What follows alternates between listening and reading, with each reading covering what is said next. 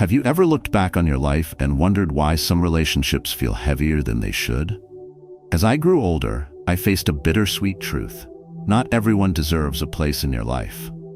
Like many, I used to believe that every relationship was precious, that forgiveness and tolerance were the keys to harmony.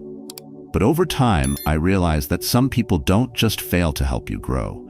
They quietly drain your energy, your joy, and even your inner peace.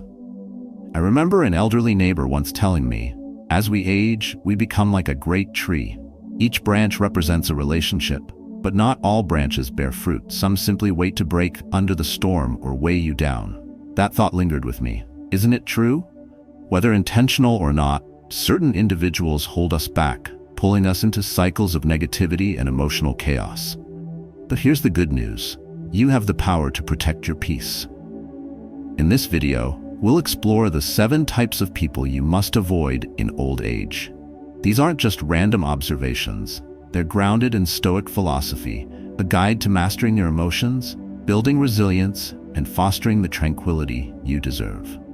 If this message resonates with you, I encourage you to share it with someone who might need it. A friend, a family member, or anyone seeking clarity. This small act could make a big difference. Let's begin this journey to inner peace and wisdom. 1. The manipulator.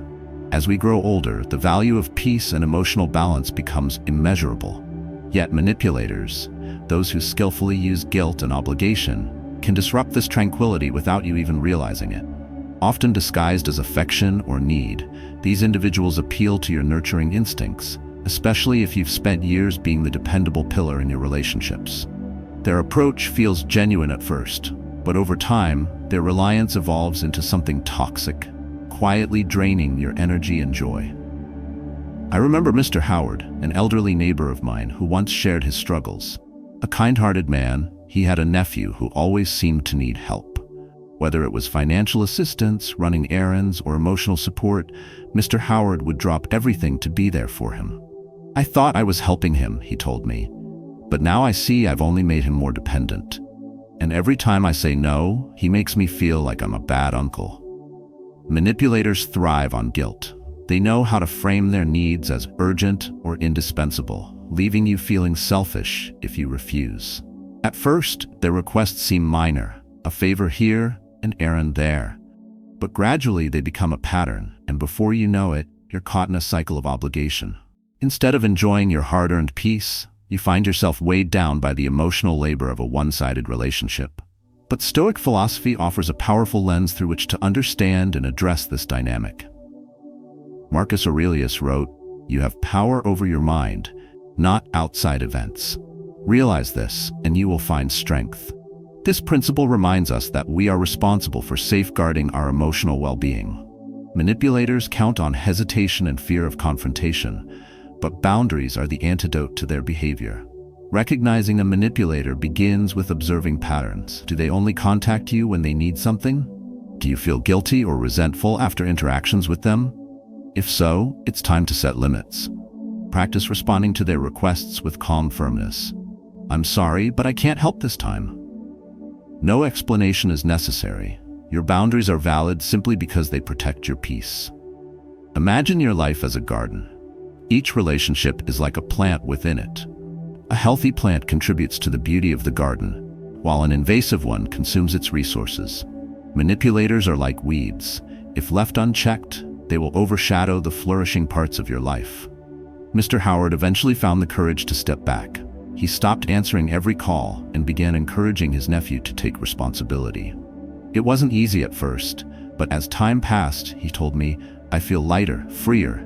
I finally have time for myself again." This is the transformative power of saying no, not out of anger, but out of love and respect for your own well-being.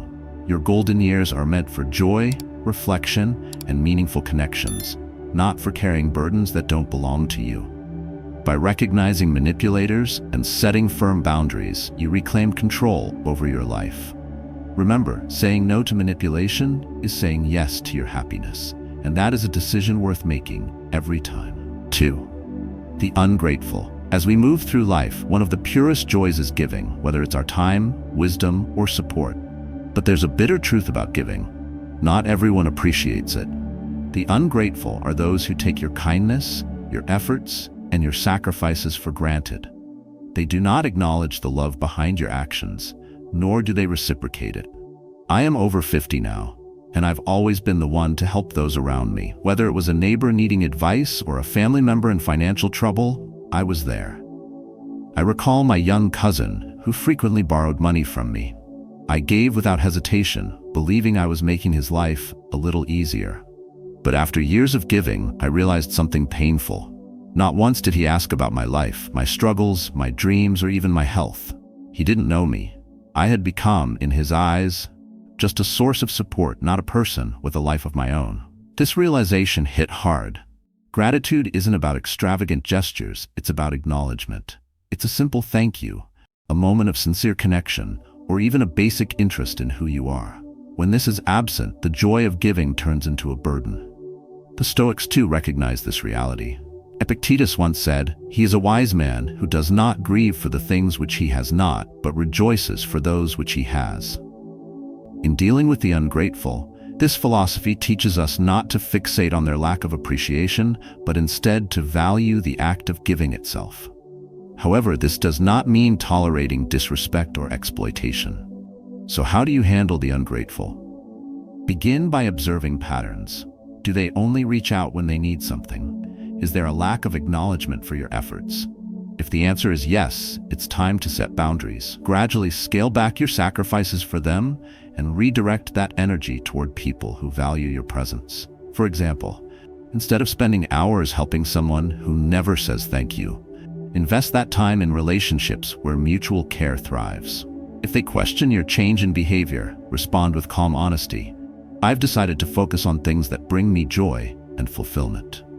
Imagine your generosity as a precious flame. It warms the lives of those around you, but if left unchecked, it can be extinguished by those who fail to protect it. Protect your flame by giving it to those who nurture and respect its light. The hardest part about dealing with the ungrateful is letting go of expectations. It's natural to hope that your efforts will inspire appreciation. But when that hope turns into disappointment, it becomes clear that change is necessary. Surround yourself with people who celebrate you, not for what you give, but for who you are. I eventually had an honest conversation with my cousin. I told him how I felt and made it clear that my support had limits. It wasn't easy, but it was liberating. Today, I feel lighter, my relationships are richer, and I give only where I know it will be valued. Your golden years are a time to cherish joy, peace, and meaningful connections. Saying no to the ungrateful isn't harsh. It's a declaration of your self-worth. In prioritizing those who truly see and appreciate you, you reclaim your energy and create a life filled with mutual respect and harmony. 3. The conflict-monger. What happens when you grow older and your family gatherings are no longer a source of joy, but instead a battleground of tension and unresolved issues? It is a painful reality for many. As you age, you yearn for peace, connection, and the simplicity of shared moments. Yet, there are those who thrive on chaos, the conflict-mongers. They inject negativity into relationships, creating unnecessary drama that leaves everyone around them drained. Conflict-mongers are often masters of subtlety. They may not openly pick fights, but they sow the seeds of discord through gossip, criticism, or passive-aggressive behavior. They pull others into their web, turning simple conversations into debates and disagreements into long-standing feuds. Their presence disrupts the harmony of family and social circles, and they seem to find satisfaction in the turmoil they create. The Stoics understood the destructive nature of such individuals. Epictetus advised, keep company only with people who uplift you, whose presence calls forth your best. This wisdom reminds us that our relationships shape the emotional environment in which we live. A life filled with unnecessary conflict is a life where peace cannot thrive. What makes conflict-mongers particularly harmful is their ability to mask their intentions. They often appear as though they are just being honest or helping resolve issues. But their actions reveal a different truth. Their goal is not resolution. It is control, influence, or simple amusement at the expense of others' harmony. For someone seeking tranquility in their golden years, dealing with such individuals requires both courage and wisdom. The first step is recognizing their patterns. Do they consistently pit one family member against another? Do they leave conversations with others feeling tense or misunderstood? If so, it's crucial to address the behavior with clarity. Setting boundaries is the key to handling a conflict monger. It's not about cutting them off entirely, but about limiting their ability to disrupt your peace. When they attempt to draw you into unnecessary disputes, calmly steer the conversation away. For example, if they begin to criticize someone absent, respond with neutrality. I'd rather focus on the good things about them. This approach disarms their negativity without escalating the situation. Stoic philosophy also encourages internal reflection. Marcus Aurelius wrote, "You always have the option of having no opinion. There is never any need to get worked up or to trouble your soul about things you can't control." This is a powerful reminder that you cannot change a conflict monger's behavior, but you can control your response to it. Refusing to engage in their games protects your emotional well-being and sets a standard for how others should treat you. As you navigate these relationships, focus on building an environment of mutual respect and understanding with those who truly value harmony. Spend your time with individuals who uplift you, not those who weigh you down. By prioritizing peace, you create space for joy, love, and meaningful connections to flourish. In the end, letting go of the conflict monger's influence is an act of self-preservation. It's a declaration that your golden years are too precious to be spent in the shadows of unnecessary drama. You deserve a life filled with serenity and genuine companionship. And by choosing peace over conflict, you reclaim the beauty of the years ahead. 4. The selfish individual. In the later years of life, we are gifted with the opportunity to reflect, connect, and cultivate relationships that truly matter. However, not all connections nourish the soul. Some people are so consumed by their own needs, desires, and achievements that they fail to see beyond themselves. These individuals, often described as self-centered or narcissistic, can overshadow your value, leaving you feeling invisible and unappreciated. Picture this. You sit down with a family member or friend to share a cherished memory. It's a story that has always brought a smile to your face, a moment of joy that you want to relive with someone you care about. But as you begin to speak, they interrupt, redirecting the conversation to their own experiences. You try again, hoping to share a meaningful moment, but once more, the focus shifts back to them. Over time, a pattern emerges. They dominate every interaction, turning what should be a mutual exchange into a one-person performance. The selfish individual thrives on attention and validation. They may not act maliciously. In fact, they might not even realize how their behavior affects others. Yet their presence becomes overwhelming, and their inability to genuinely listen leaves you feeling diminished. This dynamic can be especially painful in old age, a time when your stories, wisdom, and feelings deserve to be heard and respected. Stoic philosophy offers a powerful lens through which to understand and navigate these relationships. Marcus Aurelius once reflected, "Waste no more time arguing about what a good man should be. Be one."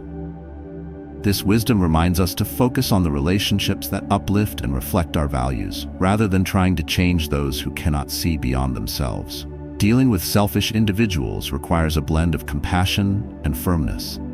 Do they consistently steer conversations back to themselves? Do they dismiss your achievements or minimize your struggles while expecting you to celebrate theirs? If so, it's important to set boundaries. For instance, if they interrupt or dominate discussions, gently steer the conversation back. I'd like to finish what I was saying. This approach not only reclaims your voice, but also subtly asserts your presence in the relationship. It's also crucial to remember that their behavior is not a reflection of their worth. Narcissistic tendencies often stem from their inability to empathize, not from any shortcomings on your part. As Epictetus taught, it is not what happens to you, but how you react to it that matters. By choosing not to internalize their behavior, you protect your emotional well-being. Surround yourself with people who genuinely care, those who listen with intent, share with sincerity, and celebrate the richness of your life. These are the relationships that nurture the soul and make your golden years truly golden. Letting go of the need to please a selfish individual can be liberating. It allows you to focus on connections where mutual respect and care are at the heart of every interaction. Life is too precious, especially in this stage, to waste on one-sided relationships. By prioritizing those who uplift and value you, you reclaim your joy, your peace, and your sense of self. Remember, you matter. Your stories, experiences, and presence deserve to be honored, not overshadowed. Protecting your peace is an act of love for yourself and for the life you've worked so hard to build. 5. The pessimist life, especially in its later years, is meant to be filled with joy, reflection, and peace. Yet, some individuals bring a persistent cloud of negativity wherever they go. The pessimist, one who constantly complains and sees the worst in every situation, can pull you into a spiral of doubt and discouragement. At first, their complaints may seem harmless, even deserving of your sympathy. You listen, empathize, and offer advice, believing that your words might help lighten their burden. But as time passes, their grievances never end. Every conversation becomes an outlet for their dissatisfaction, and instead of solutions, they seek only an audience. Slowly, their negativity begins to seep into your own perspective, leaving you emotionally drained and weighed down. The Stoics had profound insights into the power of mindset. Epictetus taught, "It's not what happens to you, but how you react to it that matters." This philosophy reminds us that while we cannot control others' outlooks, we can choose whether or not to let their negativity affect us. The pessimist often struggles to see the good in life, but their inability to find positivity does not mean you must join them in their gloom.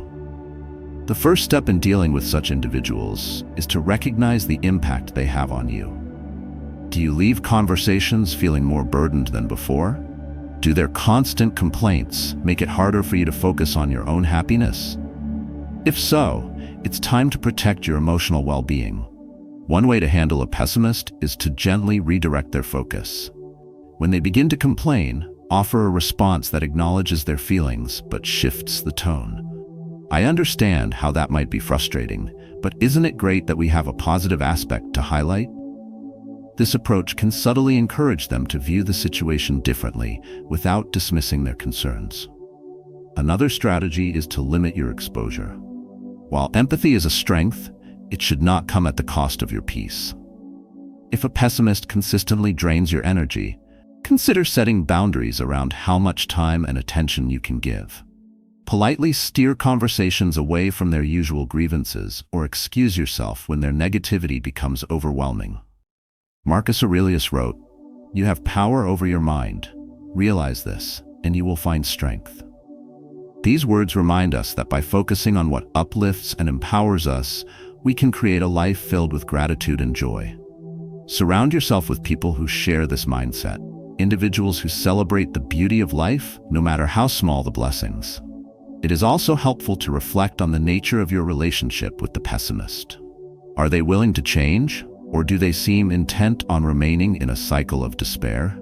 If the latter, it is not your responsibility to carry their burdens. Your energy is better spent on nurturing relationships that bring mutual support and positivity. Ultimately, life is too precious to be overshadowed by constant negativity. You deserve to wake up each day with a sense of hope and peace, surrounded by those who inspire and uplift you. Letting go of the influence of pessimists is not an act of abandonment. It is an act of self-love and preservation. By prioritizing your happiness, you honor the time and energy that make your life truly meaningful. 6. The critic. In the later chapters of life, one of the greatest freedoms is the ability to live authentically, embracing who you are and the journey you've walked. Yet, there are those who threaten this freedom. The critic. These individuals find fault in everything, often cloaking their judgments as constructive advice. But their words, whether intentional or not, can wound deeply, creating a sense of inadequacy that erodes your self-esteem and peace of mind. Critics can be found everywhere, from neighbors to family members. They might comment on your choices, question your achievements, or offer unsolicited opinions about how you live your life. What makes their words particularly harmful is that they often strike at the heart of your identity, your passions, your values, your way of being. The Stoics understood the power of words and the damage they can inflict. Epictetus once advised, if someone speaks badly of you, Do not defend yourself against the accusations, but reply, "You evidently do not know me, for if you did, you would have mentioned other faults of mine." This wisdom teaches us to remain unshaken by the judgments of others, recognizing that their criticisms often reflect more about their own insecurities than about us. Handling critics requires a delicate balance of grace and resilience. The first step is to filter their words. Not every opinion deserves your attention. Ask yourself, is this feedback constructive? Does it come from a place of care, or is it rooted in negativity? If the answer is no, let it go. As Marcus Aurelius wrote, "You have power over your mind, not outside events. Realize this, and you will find strength." Critics often thrive on negativity, so redirecting conversations can neutralize their impact. For instance, if someone remarks on your choices, gently shift the focus. "I appreciate your perspective, but I'm content with my decisions." This approach reaffirms your autonomy while subtly setting boundaries. It's also essential to surround yourself with individuals who uplift and celebrate you.